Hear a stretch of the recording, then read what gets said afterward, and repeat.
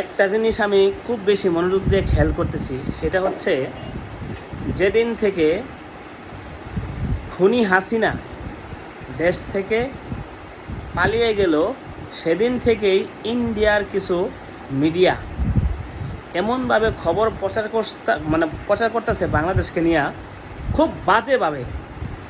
শেখ মুজিবের মূর্তি ভাঙা হচ্ছে, কিছু কিছু মিডিয়া আছে তারা এমনভাবে বলতেছে মনে হয় এটা শেখ মুজিবের মূর্তি না।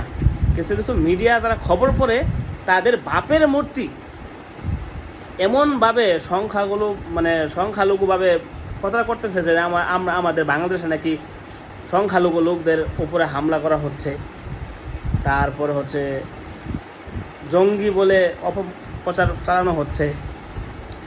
এই নিউজগুলো দেখে আসলে আমার গায়ের লোম দাঁড়িয়ে যাচ্ছে।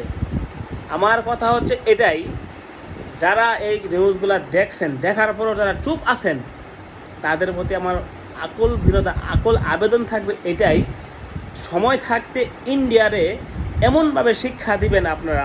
যেভাবে আমরা হাসিনাকে দেশ থেকে পালাতে বাধ্য করছি, ঠিক সেভাবেই ইন্ডিয়াকে আমাদের বাংলাদেশ থেকে বিতাড়িত করতেই হবে। এটা হচ্ছে ইন্ডিয়া পণ্য বয়কটের মাধ্যমে, না হয় ওরা সোজা হবে না। আমাদের বাংলাদেশকে নিয়ে তারা অনেক বাজেভাবে নিউজ করতেছে, সেটা আমরা ভালো করেই যারা দেশবাসী আছেন তারা ভালো করে বুঝতে পারতেছেন বা দেখছেন। আর যদি না দেখে থাকেন, দেখেন তারা আমাদেরকে নিয়ে অনেক বাজে কথা বলে এমনভাবে আমাদের দেশকে নিয়ে এমনভাবে বাজে কথা বলতেছে, এটা আসলেই বলার মতো না।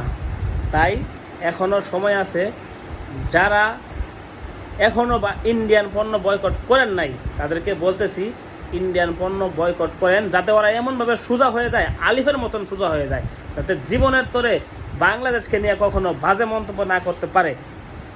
সেই জন্যই আর কি বলবো, আসলেই অনেকে তো দেখছেনই বা দেখে থাকছেন বা দেখতেছেন, শেখ মুজিবের মূর্তি ভাঙতেছে, ইন্ডিয়ার গায়ে আগুন লাগছে।